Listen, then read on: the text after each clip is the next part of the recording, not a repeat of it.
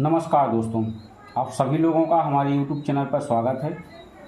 बढ़ते हैं अपने अगले प्रश्न की। प्रश्न नंबर 2 का 2। 636 योग प्राप्त करने के लिए समांतर श्रेणी 9.17.25 के कितने पद लेने चाहिए। दोस्तों, इस प्रश्न में हमें योगफल पहले से ज्ञात है।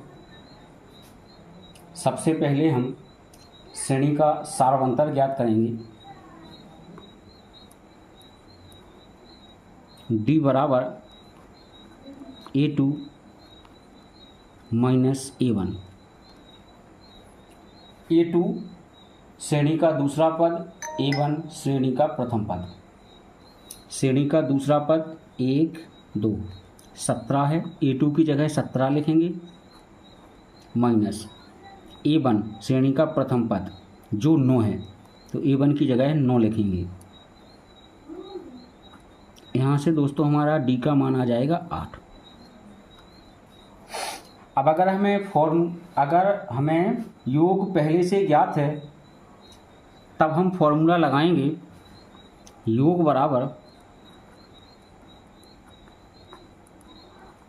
बराबर n/2 कोष्टक के अंदर 2a plus n-1 into D.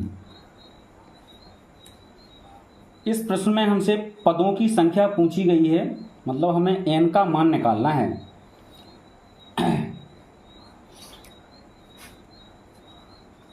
योग की जगह दोस्तों योग रख दो जो 636 में दिया गया है,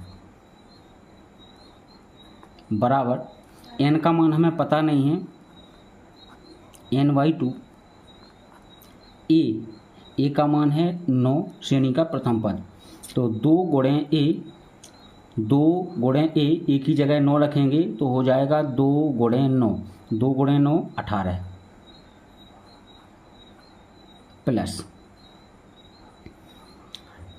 n-1, n की वैल्यू हमें पता नहीं है दोस्तों, गुणे d का मान है 8। तो सर्वप्रथम 8 का गुणा n में होगा 8n, माइनस 8 का गुणा 1 में होगा 8, कोष्टक बंद। इस 2 का गुणा 636 में हो जाएगा, एक साइड होगा 1272, बराबर यहाँ बचेगा अकेला n कोष्टक के अंदर 18 प्लस का 8 माइनस का 18 माइनस 8 10 प्लस 8 है। n का गुणा दोस्तों पूरे कोष्टक में करेंगे 1272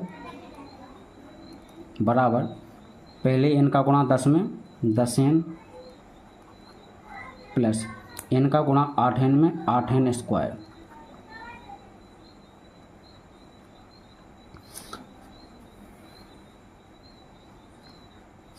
दोस्तों इन सभी को एक पक्ष में कर लेंगे, 1272 को उस तरफ ले जाएंगे तो होगा 10n plus 8n square, plus का 1272 जब दूसरे पक्ष में जाएगा तो माइनस का हो जाएगा, 1272 माइनस का, यहाँ 1272 चला गया तो कुछ नहीं बचा, 0। दोस्तों यह द्विघात समीकरण बन गया है। इसमें सबसे पहले हम दो घात वाले को आगे लिखेंगे। यहाँ लगी है 8n स्क्वायर, 2 है घात तो इसको आगे करो 8n स्क्वायर, यहाँ घात 1 है, इसे बीच में 10n माइनस 1272। अब यह द्विघात समीकरण के फॉर्मेट में हो गया है। दोस्तों 8 10 1272 तीनों संख्याएं 2 से विभाजित हैं, तो हम दोनों तरफ 2 से भाग कर देंगे। दोनों पक्षों में 2 से भाग करने पर दोनों पक्षों में 2 से भाग करने पर 8n स्क्वायर में जब 2 से भाग देंगे 4n स्क्वायर प्लस 10n में 2 से भाग देंगे 5 बार जाएगा 5n माइनस 1272 को 2 से भाग देंगे 636 आ जाएगा बराबर 0। दोस्तों द्विघात समीकरण को हल करने के लिए हमें प्रथम पद और अंतिम पद दोनों का गुणा करना होता है। 4 गुणे 636, फिर जो संख्या हमारी आएगी उसके हम गुणनखंड निकालेंगे और ऐसे दो टुकड़े निकालेंगे जिन्हें जोड़कर या घटाकर बीच वाली संख्या आ जाए। बीच में लिखा है 5n, तो 4 गुणे 636 करेंगे और फिर उससे जो गुणनखंड निकलेगा उसके दो ऐसे फैक्टर करेंगे जिन्हें जोड़कर या घटाकर 5 आ जाए। इन सभी को हम अभाज्य संख्याओं की फॉर्मेट में बदल देंगे। 4 को लिख सकते हैं 2 गुणे 2 गुणे 636 को 159 गुणे 4। दोस्तों 159 और 4 दोनों अभाज्य हैं। दोस्तों 159 और 4 दोनों भाज्य संख्याएं हैं, इन्हें हम फिर अभाज्य संख्याओं में बदलेंगे। 159 को लिख सकते हैं 53 गुणे 3 और 4 को 2 गुणे 2। अब दोस्तों अगर हम 2 दूनी 4 3 12 दूनी 24 दूनी 48 और एक तरफ बचेगा 53 गुणे 48 और अगर हम 53 में से 48 घटा दें तो 5 बचेगा। तो हम 5n की जगह 53n माइनस 48n लिख सकते हैं। अगर हम 53 में से 48n घटा देंगे तो हमारे पास 5n फिर से आ जाएगा। तो हमारा द्विघात समीकरण है 4n square plus 5n minus 636 बराबर 0। दोस्तों 5n की जगह 53 माइनस 48, क्योंकि 53 में से 48 माइनस करने पर 5 आएगा। 4n square plus 53n minus 48n minus 636 बराबर 0।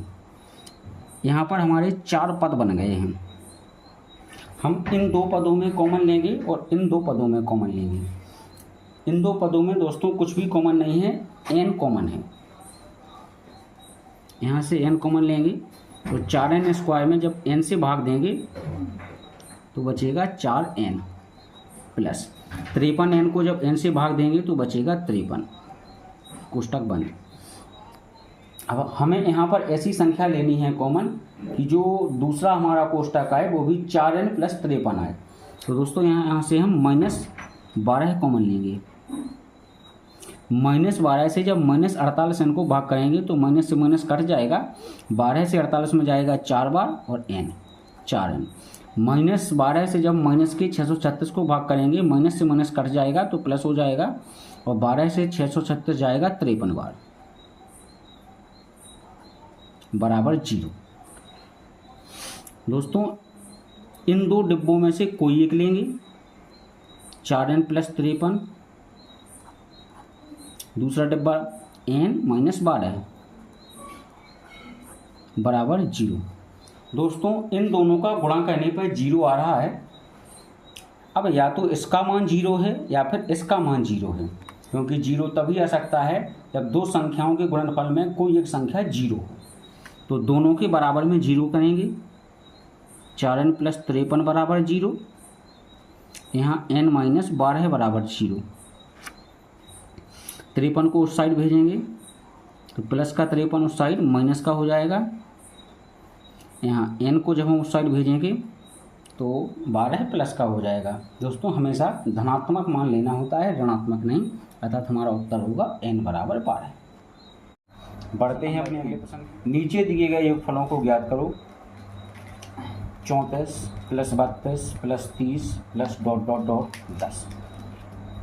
इसमें हमें प्रथम पद ज्ञात है जो 34 है, अंतिम पद ज्ञात है जो 10 है। इसका योगफल निकालने के लिए हमें ये पता करना है कि इसमें पद कितने हैं सीरीज में। मतलब n की वैल्यू निकालनी है।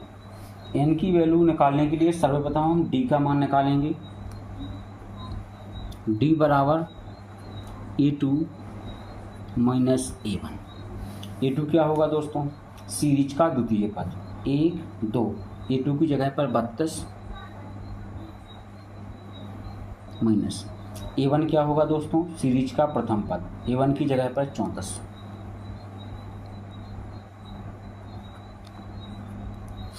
दोस्तों 32 में से 34 घटा रहे, या 32 प्लस का है 34 माइनस का है, तो हमारा आंसर माइनस में आएगा, -2। या आप ऐसे समझ लो कि कोई आपको 32 रुपया दे और 34 रुपया आपसे ले ले, तो आप 2 रुपये के माइनस में हो जाएंगे। ठीक है दोस्तों, बढ़ते हैं अपने सवाल की ओर। अब हमें डी का मान भी पता चल गया है। अब हमें पता चलाना है एन की वैल्यू क्या होगी, इस सीरीज में पद कितने होंगे। तो दोस्तों एन का मान कैसे पता चलाएंगे, हम निकालेंगे कि सीरीज में 10 कौन सा पद है। अगर हमें पता चल जाए 10 कौन सा पद है, तो सीरीज में पद कितने हैं यह हमें ज्ञात हो जाएगा। हमें नहीं पता कि 10 कौन सा पद है, तो हम लिखेंगे an। हमने मान लिया कि 10 हमारा nवां पद है। nवां पद कैसे निकालते हैं दोस्तों, जब हम सीरीज के प्रथम पद में n माइनस 1 बार d जोड़ते हैं, n माइनस 1 बार d। अब आपको कुछ नहीं करना, बस सबके मान रख दो। an की जगह 10 बराबर a1 की जगह पर 34। यहाँ दोस्तों हमें पता नहीं है कि n का मान कितना है, इसे लिखा रहने दो n माइनस 1। d की जगह पर रखेंगे, d की जगह पर -2। 10 बराबर 34। दोस्तों -2 का गुणा पहले हम n में करेंगे, फिर -2 का गुणा हम -1 में करेंगे। कोष्टक में दोस्तों हमेशा अगर दो संख्याएं आ रही हैं तो आपको एक बार गुणा नहीं बल्कि 2 बार गुणा करना होता है बाहर वाली संख्या से। पहले -2 का गुणा प्लस के n में, माइनस प्लस मिलकर माइनस हो जाएगा। दोस्तों जब भी आप गुणा करें और चिन्ह आपके अलग अलग हो तो हमेशा माइनस का चिन्ह आता है। जैसे एक संख्या धनात्मक है और एक संख्या ऋणात्मक है, तो गुणा करने पर जो गुणनफल प्राप्त होगा वो ऋणात्मक प्राप्त होगा। और अगर आपके दोनों ही चिन्ह समान हैं, दोनों ही संख्याएं धनात्मक हैं, तो गुणनफल जो प्राप्त होगा वो धनात्मक प्राप्त होगा। और अगर दोनों ही संख्याएं ऋणात्मक हैं तब भी वह समान चिन्ह की हो गई, तो गुणा करने पर जो गुणनफल प्राप्त होगा वो धनात्मक प्राप्त होगा। -2 का प्लस के n में करेंगे तो -2n।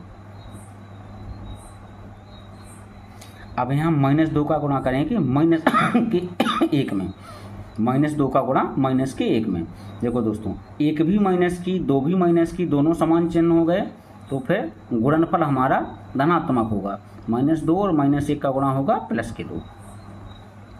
10 बराबर दोस्तों 34 और 2, यहाँ तो n लगा है तो 34 प्लस की है 2 प्लस की है, इन दोनों को जोड़ दो, 34 और 2 36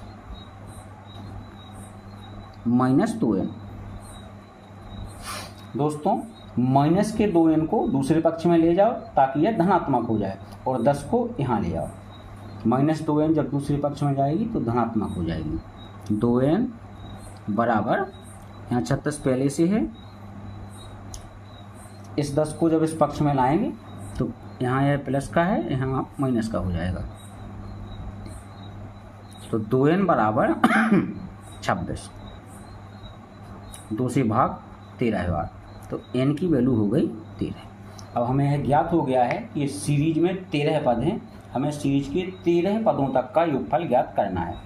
तो हमने बताया था आपको कि अगर आपको प्रथम पद ज्ञात है, अंतिम पद ज्ञात है और सीरीज में पद कितने हैं यह ज्ञात है, तो फॉर्मूला कौन सा लगाएंगे, योगफल बराबर सम बराबर n/2 कोष्टक के अंदर a + l। सबके मान रख दो दोस्तों, n की जगह पर 13/2, a की जगह पर 34 प्लस l की जगह पर 10, s बराबर 13/2, 34 में 10 जोड़ेंगे 44, 2 से 44 22 बार, s बराबर 13 × 22, 13 दूनी 26, हासिलें 2, 13 दूनी 26, 2 28, 286, ये हमारा आंसर है।